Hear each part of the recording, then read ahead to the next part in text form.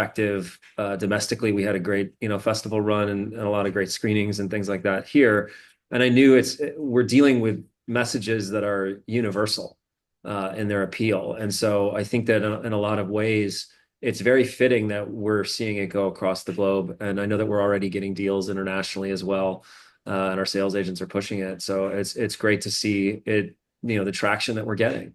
And like I said, I think that the themes and message of the movie is very universal and something that we can all take to heart. And it's done so in a entertaining and compelling psychological thriller. So Yeah. it's kind of a great mixture of all the different worlds. So if that You makes sense. mentioned the word psychological thriller. I watched a bit of through it. I was getting my theory was a conspiracy thriller in terms of looking at all different sort of genres. You're trying to almost put the jigsaw pieces together. It's almost like you have these seven men trapped, but each seven men is a different part of a jigsaw puzzle, and you have the overriding arc, and you put all the pieces together and come up and solve the answer. It almost sort of got that sort of feel to it in terms of you're always watching on, trying to see how can you put two and two and see if there's any sort of link or connections. That's what I got from it anyway. Absolutely. I love movies that are like a puzzle, where the movie themselves is a puzzle and it involves the audience in being an active component in really figuring out what it's all about. Um, so I'm very inspired by movies like Christopher Nolan's movies and things like that. And in a lot of ways, this movie was very much a suspense thriller, a mystery thriller, a psychological thriller in a lot of different ways, sci-fi thriller. I mean, it's got all the different, it's a hybrid of different genres. And in that, I think there's a like a sort of magic that we created, where the audience is along for that ride and actively participating in their own inner work as they're watching and witnessing the movie unfold in front of them. Which I think is a really, based on the results of what we've seen, reviews coming in from avid viewers that are watching it. They're really blown away by how much they're personally moved, both by the suspense, but also by the underlying sort of thematic material underneath it, which is really exciting to see. I suppose as a director, Chris, when you're drawing up characters and you have the background of the character and visually and mentally, you have an idea, picture of what these characters might be like or witness. How involved as a director do you get in terms of the casting process, in terms of finding the right fits for these sorts of characters? Is it a very hands-on, and is it a very sort of tricky job? Is it a very demanding job? And is that probably the most hardest job of the movie, starting off as the whole casting process? Yeah, I will say, I mean, on every level, both casting, the talent in front of the camera and behind the camera was critical, in creating the context for this project to work just right. Is a very unique project. We started it with a multi-phase production strategy in mind, given how it was such a non-traditional way of making the movie. And I should mention that, in order to really fully answer this question, the reason why the movie took so long and why this was a multi-phase production strategy in the first place is because the very first night of shooting, where all seven of the actors were involved, and it's the only night that all seven actors of the film, like the core ensemble, seven men that are trapped in this facility, ever worked together in person and ever met each other, was the first night of shooting, because we used structured improvisation that first night and shot half the movie in that one night. And then we reverse engineered the rest of the movie, around the social experiment that we created on that first night. So it's unlike any other movie you've ever seen, in that the structured improvisation, and it was such a critical part of it. So when you're talking about casting, as a director, as a storyteller, and also, working with my two producers who are also my story team, we worked together to create backstories for these characters that were both related and accessible to some of the talent that we had in mind, where they were drawing from their own personal histories in a way that could create magic in the moment when we were doing the structured improvisation.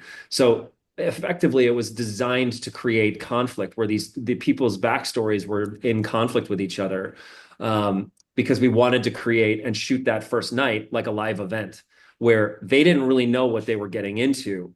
So they knew their own personal backstories. But when I would, as the director, like send, a message into the room or have a sound cue over the loudspeaker or show a video on the wall, it was designed to stoke the fire and create the conflict because in the story, these guys have discover that they have every reason to hate each other based on their dark pasts. And so when they're told the parasite is among you by the masked captors that are holding them in this room, and then they say, choose or die, left to their own devices, they think that one of them in there is the parasite and they got to kill one of them because that's basically what we've been conditioned to believe in society, right? But there's one person in the room that speaks up and thinks that there's something else going on there, and he's got to convince them before the clock runs out that his belief that there's another way out that doesn't involve killing one of them in there is actually the truth. So it's a mystery thriller, it's a suspense thriller, it's got all the feels, and it's pretty unique in that regard. So I hope you guys enjoy it. And Chris, that first night of shooting, I imagine was very sort of hectic, very hands-on in terms of shooting in Los Angeles. Was it an overnight sort of shoot? Did you go into Yeah, many hours of the morning? yeah. Oh, it was extremely intense. In fact, the talent have always said that, like, and David could share about this too, that it was the single most intense night of filming that I think any of us have ever encountered. They've just never experienced anything like that because we had to be on it. We were doing like 30-minute takes, and back to back, take a break, talk about what do we get, what do we need, where do we get to go from here, what's coming alive, what could we, create from there. And it was such a whirlwind and an emotional roller coaster on so many levels. But there was something so magical that we knew that we got some really great, powerful, visceral performances on that first night that no matter what we had to go through to get there, it was worth it.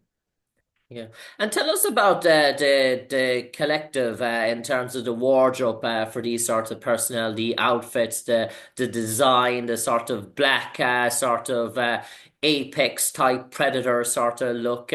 What was the Yeah, thinking behind that? Had you something in mind in terms of sci-fi, or was it something that was totally unique to yourself?